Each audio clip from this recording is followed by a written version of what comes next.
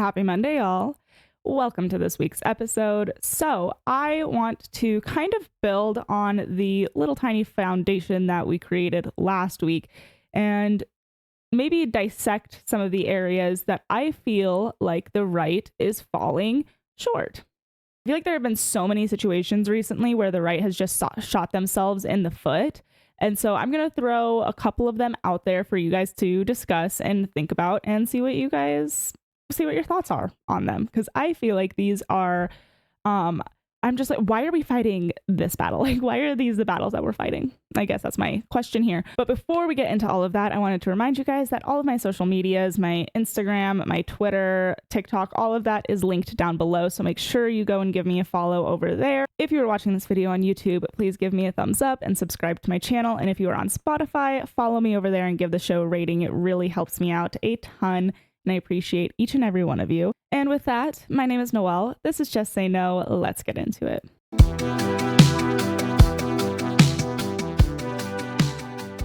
So our first point of contention today is the Arizona Supreme Court ruling on abortion. Now, as an Arizona girly myself, I have seen some of my friends losing their minds over this. And I'm not sitting here to be a hater. I'm simply sitting here to bring comfort, hopefully, because I think that this has been misrepresented. I'm not saying that there isn't the possibility for abortion to be outlawed. What I'm going to explain to you is that it just has not happened. And everyone is going cuckoo for Cocoa Puffs, cuckoo for killing their babies when you still can. So let's discuss it. So a few weeks ago, the court released an injunction, which is basically an injunction means like stop practicing this. From what I understand, it just means like we're done with this. This is stopped. That was put in place in 1973 against a 1864 abortion law. So this law states that any medical professional who assists in an abortion can be sentenced to 2 to 5 years in prison. Now, this would obviously dissuade people from performing abortions. So the whole premise of this, and I don't think people understand.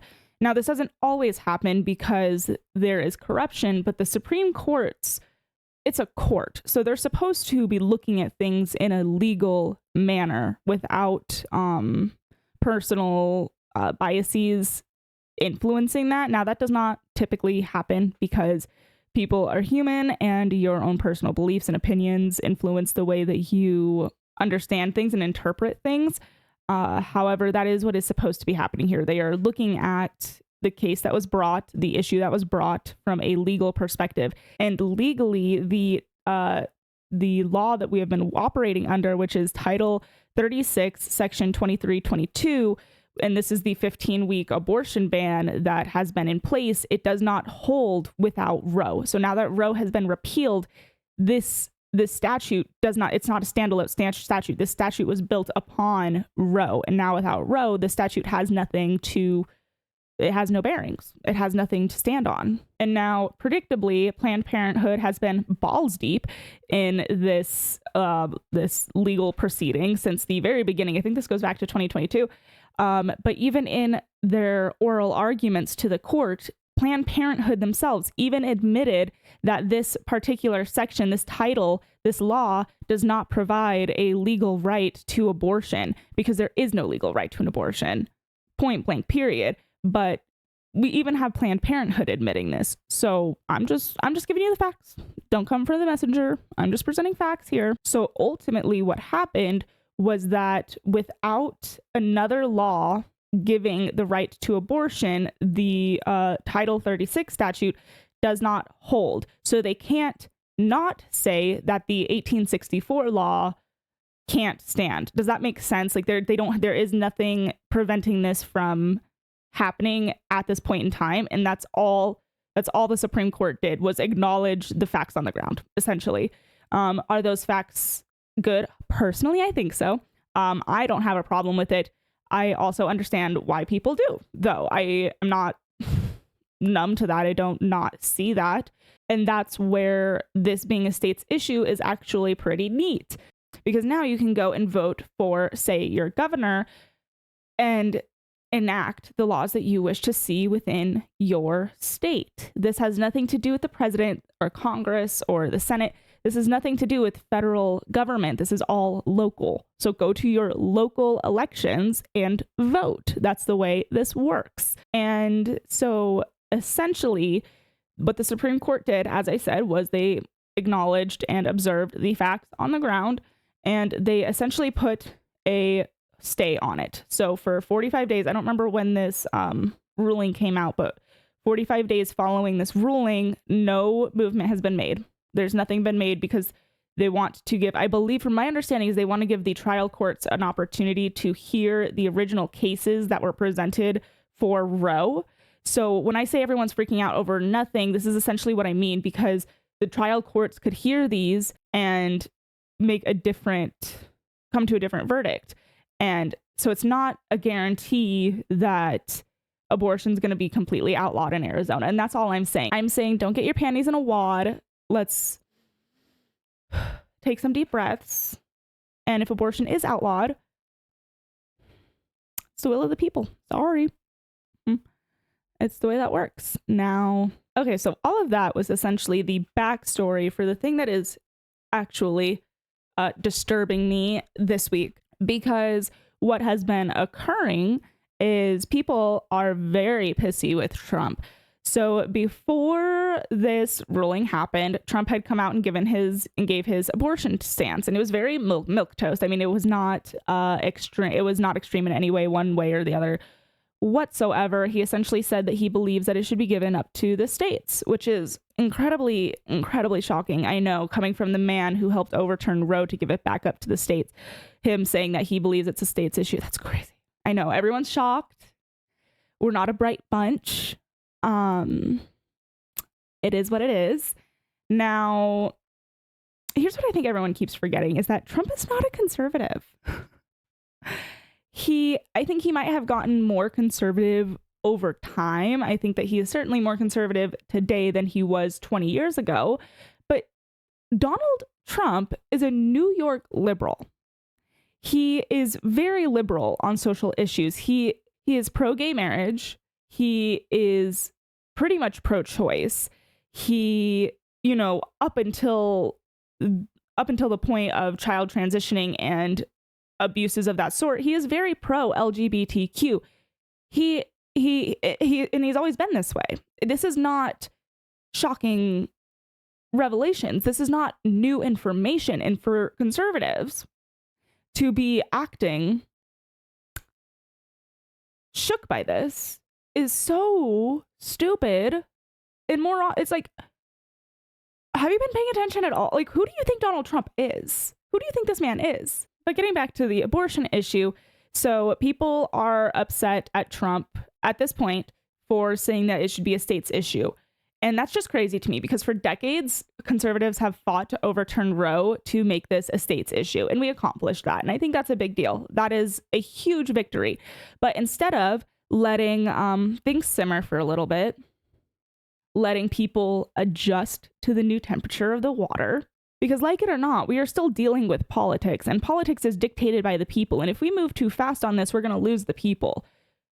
People have grown very accustomed to the idea of killing their baby. They don't even view it as killing their baby. So gradualism is the way that we are going to win this battle. A lot of people don't like to hear that, but that is the fact. That is the fact on the ground. So hate on it. I truly don't care. Now, so instead of letting people adjust, conservatives decided to jump from making it state rights to now advocating for outright bans. Now, ultimately, should abortion be banned? I believe so. Is that going to happen overnight? You're crazy. You're crazy. The only way you're going to accomplish stuff like this is by getting elected into office, and you are not going to get elected into office on an outright ban platform. It just is not going to happen, because on one hand, that is what it means for it to be a state's issue, is that people can go and vote for the legislation that they wish to see, whether that's a 15-week ban, a heartbeat ban, whatever that looks like, the people can go and vote for it. And if the people of that community overwhelmingly agree and go and vote for an outright ban, And that's just the way the cookie crumbles. That's the way that this works now. But what I'm trying to do is look for a realistic roadmap to get to that point. And like I said, we need to let people adjust to the water. People are not used to thinking about abortion in the factual manner in which it is, which is you're killing your baby. They have been indoctrinated to believe that it's a fetus, whatever that. We're not going to get into the abortion debate because we have other things to talk about. But all I'm trying to say, bare bones, we need to let people adjust. And conservatives, like I said at the top of the show, shooting themselves in the foot because we live in a fallen world. That's just where we are, and we need to proceed slowly and gradually and with love and empathy, and help people learn and understand the reality of what an abortion is. And that's not going to happen overnight. And I just want us to be able to win future elections. That's all. So all of that, and unfortunately, it ties back into Trump, because after he gave his abortion stance, the Arizona Supreme Court ruling happened. And then Trump was asked about this, and he said that he believes that Arizona went too far and that they should not ban abortion outright. So I'm going to ask you to recall earlier when we were talking about him being a New York liberal. Still true. The stance surprises me not. Now, I am pro-life. I believe life starts at conception. So do I agree with him? Of course not. I don't. And I also think that it's worth mentioning at this point that I do find it to be philosophically inconsistent to, for the pro-life argument, to advocate for states' rights, because essentially you're saying murder is okay depending on if the state says it's okay, which is wrong. That stance does not hold water. But again, it comes to gradualism. We live in a fallen world. We instituted Roe. People got used to this philosophy, and now we have to try and heal. But to get back on track with the Trump thing, I have seen far too many conservatives online saying that they are officially not going to vote for Donald Trump because of his stance on the Arizona ruling. I'm going to need somebody to explain how that one makes sense. I'm going to need someone to explain that to me like I am a 5-year-old. I've seen people saying we can't support somebody who supports abortion. Did you not vote for him in 2016 or 2020? Because his stance has always been pretty similar. He has fluctuated on dates at which he thinks it should be banned, but he has never advocated for an outright ban, ever. Now we have Roe overturned and you're feeling like you're on top of the world? Is that it? Like, you can do anything now, and so Trump is guilty for the great sin of being Donald Trump, and now you're going to sit out the election and pout like a child in the corner and hand over the election to the party that actually celebrates abortion? Is that your logic, dumbass?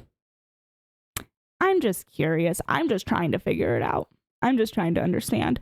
And from what I understand, I have one statement. If you are opting out of the 2024 election because you have discovered that Donald Trump is not a full-blown conservative, even though he never has been, you are a moron. But we are going to move on from Donald Trump, finally, and discuss Miss Nala. If you have not heard of Nala, where have you been? Have you been online?